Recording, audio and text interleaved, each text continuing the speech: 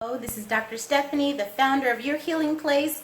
And of course, you probably know what I'm going to say. Moving you from panic to empowerment of every aspect of your life, just one concept at a time. I felt the need to do this quick split video. It's about the outtakes, or if you want to call them outtakes, of a girls' night out Zoom experience. And before we got a chance to let other people get on the call, I started having this really wonderful conversation with Tenora. And it lasted for about 7 minutes, and I wanted to share it with you because one of the things that I teach clients is something called equanimity. I also teach them large and small-minded stories, the concept of paradigm, and a whole bunch of other really interesting nuggets of wisdom. But the conversation is about equanimity, and equanimity just says, in life, there are going to be experiences that are going to wow you, and things that are going to just be so devastating you might not understand how you're going to make it. But one of the nuggets of wisdom that I had mentioned to her, and it just kind of came out, I'm imagining my spirit just started talking, is that the concept that disappointment lasts longer than euphoria. So it doesn't pay from a physiological perspective to allow ourselves to hold on to negative energy, because it will manifest in a physiological way. Heart disease, liver disease, cancer, arthritis, all those things. So this video kind of explains and uses her scenario about what being equanimous is. So the word for the day is equanimity. I hope you enjoy it and I hope you learn something. And until next time, have a fantastic day. Be well.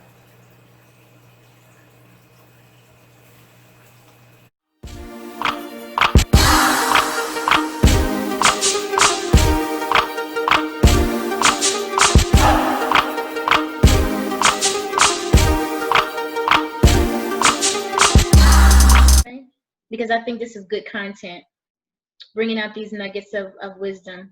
And even if it's just you and me, we'll just do this until we be like, I've had enough. Right. We sign off. Wish I could get this Zyto scan happening. I am so disappointed about that. Well, it just means that it wasn't supposed to happen.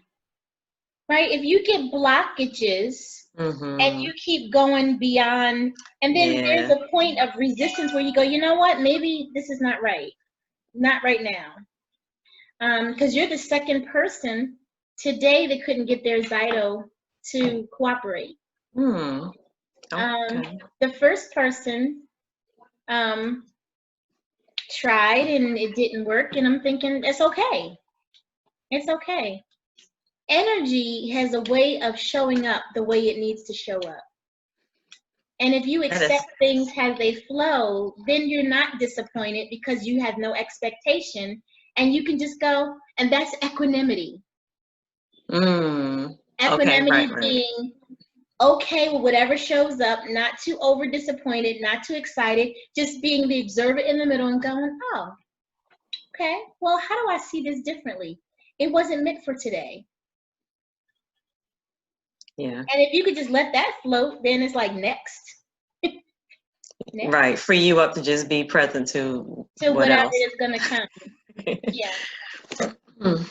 Yeah. How has equanimity been showing up for you?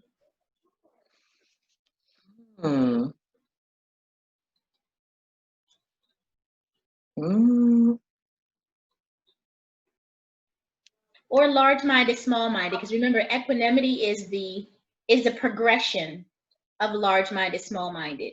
And large-minded and small-minded is how you handle triggers after you refrain. You catch that? Yeah. It's a progression. Well, so here's here's what's popping up in my head, and this is one of the outcomes of what I saw in our work together regarding my relationship with my ex-husband. Okay. First of all, our communication has been really good, and just last week, he had reached out. So we were having some financial challenges when we were married, and when it was time for him to get a new vehicle, he wasn't able to get a loan, so we put the vehicle on money.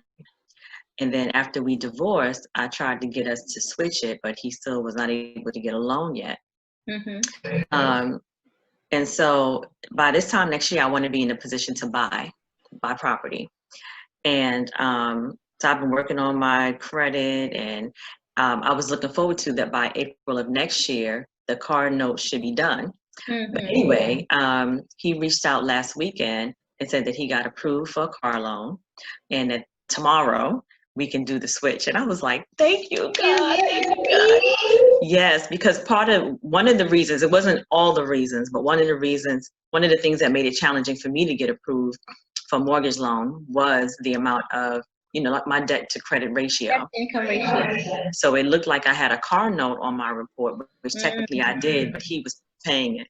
Right. So now that'll be removed from my report, and it's just right on time. So I don't even have to wait. Well, I still want to prep some other things anyway to be prepared this time next year to buy, but just knowing that that's going to be off my report, I'm really excited about that.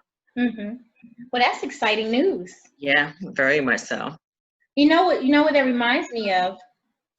Sometimes when we want something, it doesn't happen when we want it to happen, but it can happen sooner. You was thinking next April, and look, Yes. next April turned until tomorrow. I love it. I love it. Right? And so you have to be able to receive it. So in terms of equanimity, that would be something good. And then the caution is to not be overjoyed, because the overjoy is a eustress, and eustress also creates a challenge on the body. So it's always you want to be equanimous, right? So when you say not overjoyed, like what? Don't get too excited about it? Be happy about it. Okay. Be grateful for it. Yes. But then just let it be still. Okay. Yeah. Yeah, I'm like, you know what, universe? Anything else you want to bring me before I'm expecting it? Yeah. I'll receive it. Yeah. Because when you do it that way, you can savor it without expectation still. So let's just say hypothetically, all the ducks are in a row, and your ex-husband said that everything is going to go. You're really excited. You have created all these other ideas about what you can do sooner, and he calls you at the end of the day and say, you know what, something would happen, and they told me I'm going to have to wait another couple of months. So you would expended all that energy going high, just to have to bring yourself back down, and now you have to deal with disappointment. Gotcha. Whereas if I were just at an even plane and he called and said the same thing, it wouldn't be that much of an impact. Right. You'd be like, oh, okay, no worries. Yeah. And that feels better, because then you get to savor every moment. You can't savor every moment if you're too high to experience the moment. Right? And so we keep ourselves kind of balanced and grounded. And like I always tell the clients, that you find this in seniors, in seasoned people who have lived 60, 70, 80 years. Something can happen, and they sit in I imagine the old man with his pipe. Something happened, and he just go, somebody need to call 911. And while you at it, can you hand me a fork? My steak is getting cold. Right. Nonchalant. So it doesn't mean that you miss compassion, but it means that you stay grounded in the moment, because you never know how you're going to have to respond. If you're too high, you're going to have to come down and respond, and you waste time.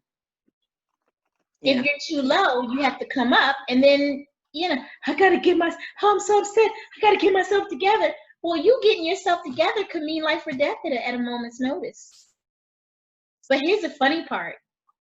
Older people are more equanimous because at this point they're tired already, and they have no more energy to emote either way. So it's not necessarily always a wisdom. It's more of, I ain't got nothing for it. I'm too old. Like by default. Right. But what if you could learn that lesson sooner? How much less often would you allow yourself to be swayed, your cortisol levels going back and forth, your epinephrine, norepinephrine? There's so many things that happen biochemically when you go high or too low.